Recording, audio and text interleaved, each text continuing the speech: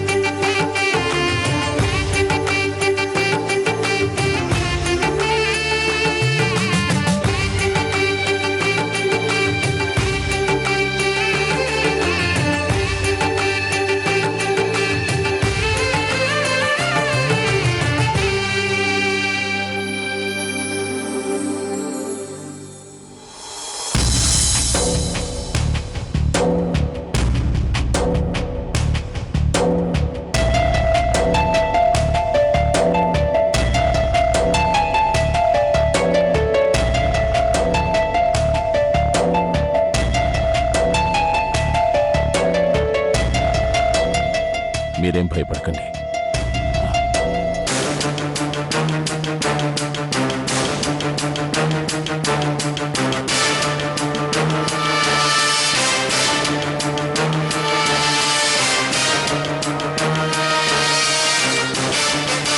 మోహన్ రావు గారు, మీరు కూడా ఏంటి అంత టెన్షన్ పడుతున్నారు? కోడలయ్యే అర్హత ఉంటే తను క్షేమంగా తిరిగి వస్తుంది, లేకపోతే అంతే.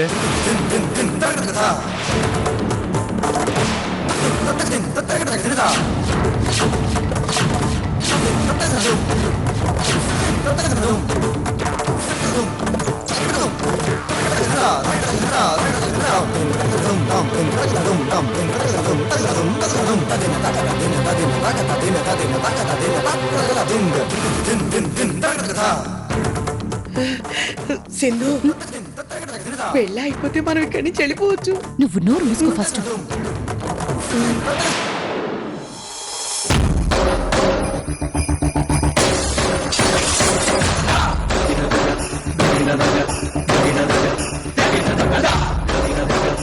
గుళ్ళో అలంకరించిన దీపాల్లో కళ్ళు మూసుకుని ప్రదక్షిణాలు చేయాలి.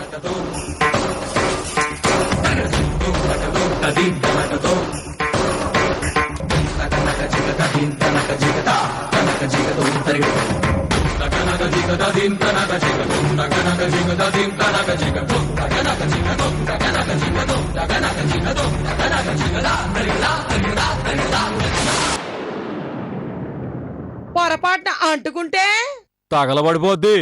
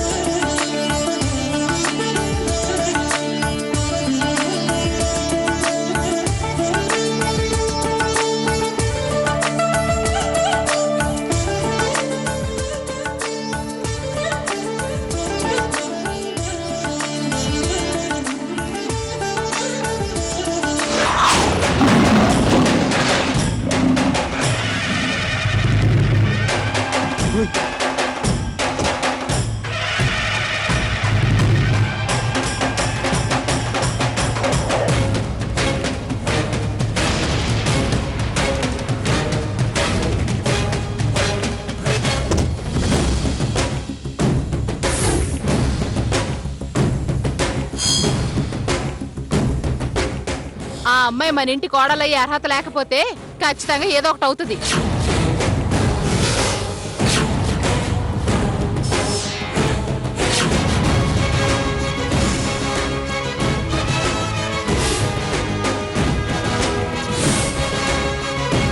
గవర్రాజు పెద్ద కూతురు తగలబడిపోయింది కదా.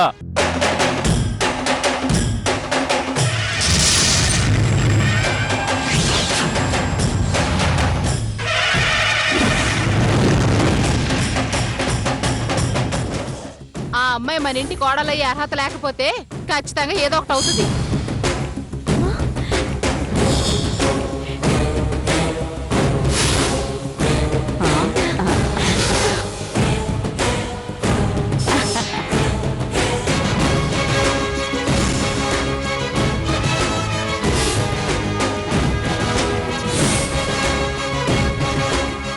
అమ్మా, లాసి వస్తుంది.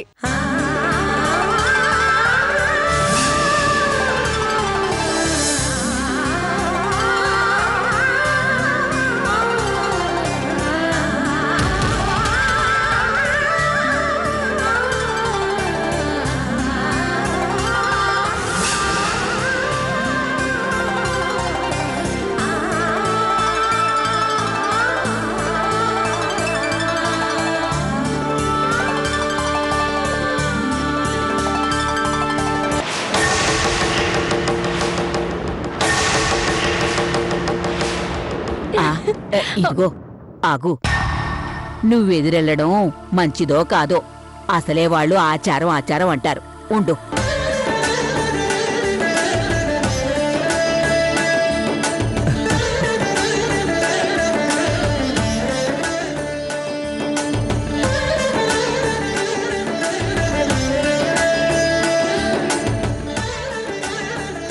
ఈ పిల్లని గుడికేంటి సముద్రంలో పడేసినా ఈదుకుంటూ వస్తుంది.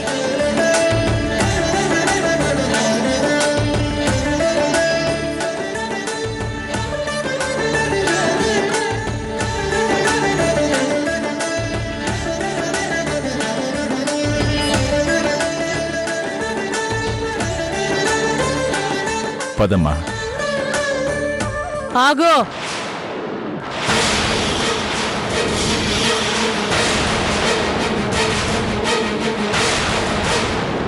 గుడికాలు ముందు పెట్టిరా.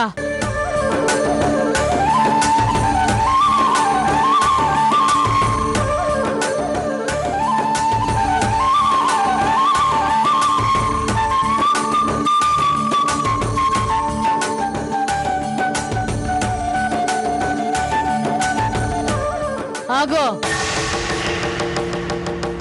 తులసి కోట చుట్టూ ప్రదక్షిణాలు చెయ్యి.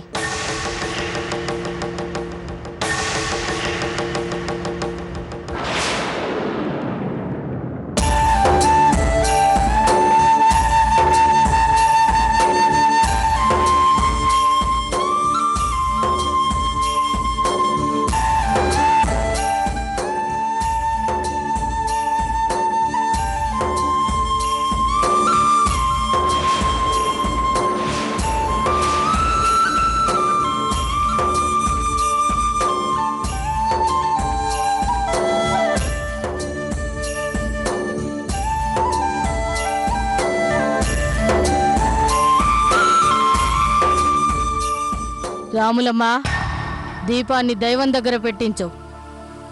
అమలాస్య, పంతులు గారు చెప్పినవన్నీ చేసావు కదా? అన్నీ కరెక్ట్ గానే చేశాను. ఇక ఆ దీపాన్ని లోపల దేవుడి దగ్గర పెడుదుగాని పద. అక్క, లాస్య, అక్క, నువ్వెంత టెన్షన్ పడ్డావు? క్షేమంగా తిరిగొస్తానని చెప్పానుగా. నువ్వు తిరిగి వచ్చే వరకు నేనెంత నరకం అనుభవించానో తెలుసా? నువ్వొచ్చాకే నా మనసు కుదుట పడింది.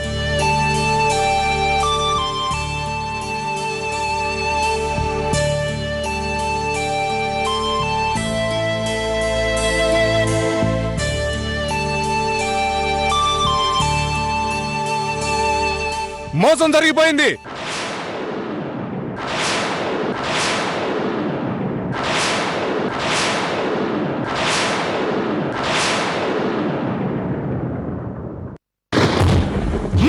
పదో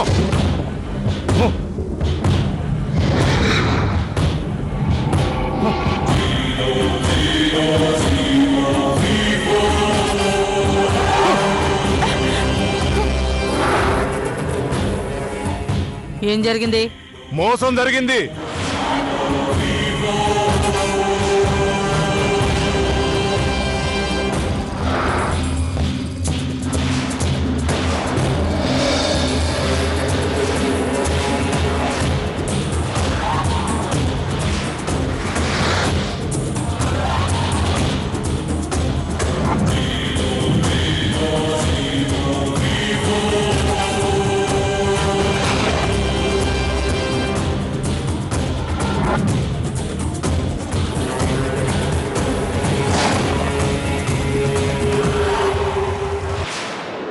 అంతా సవ్యంగా జరిగిందని అందరూ సంతోషంగా ఉంటే మధ్యలో నీ గొడవేంటి పంతులు?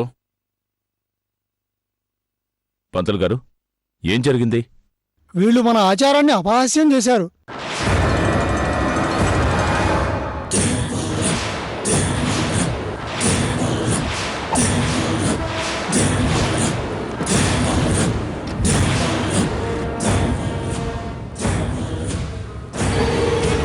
ఏం చెప్పాలనుకున్నావో సూటిగా చెప్పు. నేను చెప్తాను అమ్మగారు. మన ఆచారం ప్రకారం పెళ్లి కూతురు ఒంటరిగా వెళ్లి కార్యక్రమం జరిపించాలి. కానీ గుడికెళ్ళింది పెళ్లి కూతురు ఒకటే కాదు, ఈ అమ్మాయి కూడా.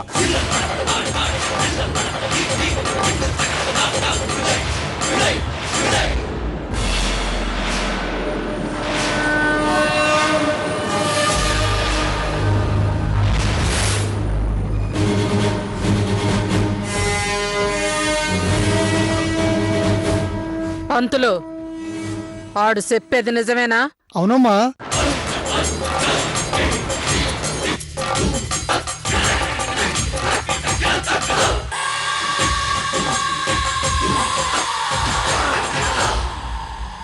ఇప్పుడు అర్థమైందా ఈ ఇంట్లో అడుగు పెట్టే అర్హత ఆ అమ్మాయి ఎలా సంపాదించిందో? పచ్చి మోసంతో.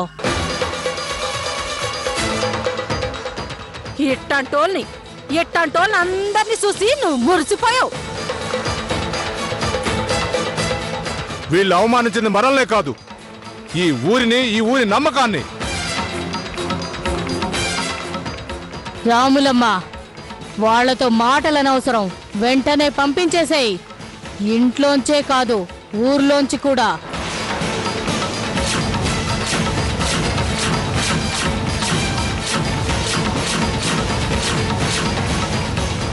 బావగారు, ఇది ఎలా జరిగిందో నిజంగా మాకు తెలీదు.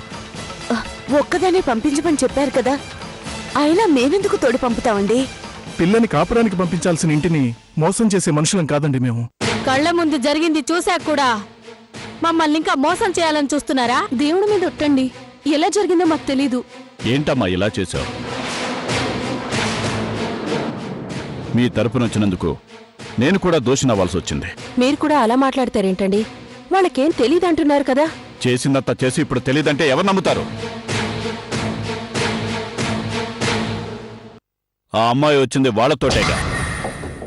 అలాంటప్పుడు ఆ అమ్మాయి తప్పు చేసినా వీళ్ళు చేసినట్టే అవుతుంది.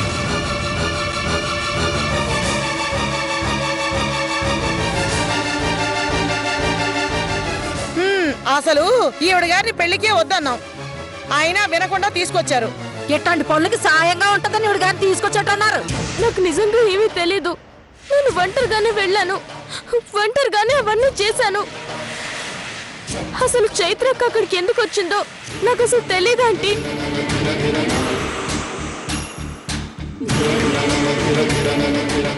అసలు నువ్వు ఎందుకు వచ్చావు చైత్రక్క?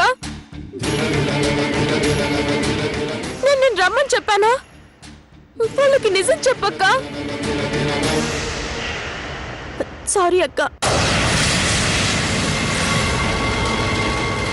ఇలా అవుతుందని నేను అనుకోలేదు.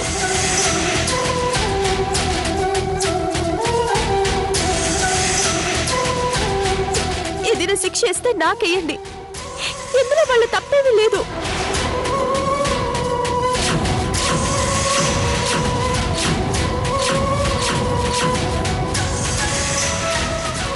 అక్క, నువ్వేం చేసావు? నేను ఒంటరిగా వెళ్తానని చెప్పాను కదక్కా. ఇప్పుడు నేను క్షేమంగా వచ్చినా ఫలితం లేకుండా పోయింది. దీనికన్నా ఆ గుళ్ళో చనిపోయి ఉంటే బాగుండేది. చాలా ఆపండా మీ నాటకాలు. అంతా కలిసి నాటకాలు ఆడుతున్నారు, నాటకాలు. ఇప్పుడు ఇలా వచ్చేసరికి ఇప్పుడు ఇంకో కొత్త నాటకం మొదలెడతారా? తప్పు మా వైపు కనిపిస్తోంది, కాదన్ను. కానీ ఇది ఎలా జరిగిందో మాత్రం అర్థం కావడం లేదు. ఇప్పుడు మాకు బాగా అర్థమైంది మోహన్ రావు. అప్పుడు వాళ్ళు నచ్చి సంబంధం ఖాయం చేసుకున్నావు. ఇప్పుడు వాళ్ళు నీకే కాదు, మాకెవరికీ నచ్చలేదు. ఏ నిర్ణయం తీసుకోవాలో తెలుసుగా. తొందరపడకండి. ఒకవేళ తప్పు చేశామనిపిస్తే శిక్ష వేయండి, కానీ లాస్ట్ జీవితం మాత్రం నాశనం చేయకండి. వీళ్ళు చేసింది పొరపాటు కాదు, పథకం పథకం ప్రకారం చేశారు. ఇక ఈ పెళ్లి జరగదు.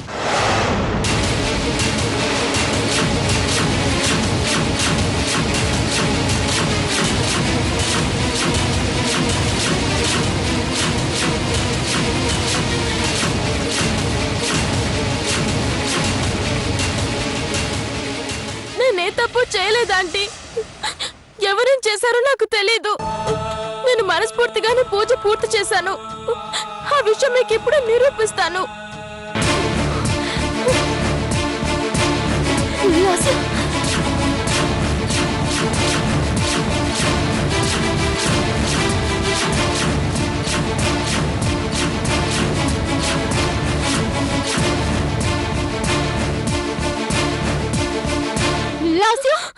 వద్దు, నన్నెవరూ ఆపద్దు. దీపం మీద చేయి పెట్టి తులసి చెట్టు ముందు నిలబడి చెప్తున్నాను, నేను ఒంటరిదాన్నని భావించి ఆ పూజ పూర్తి చేశాను.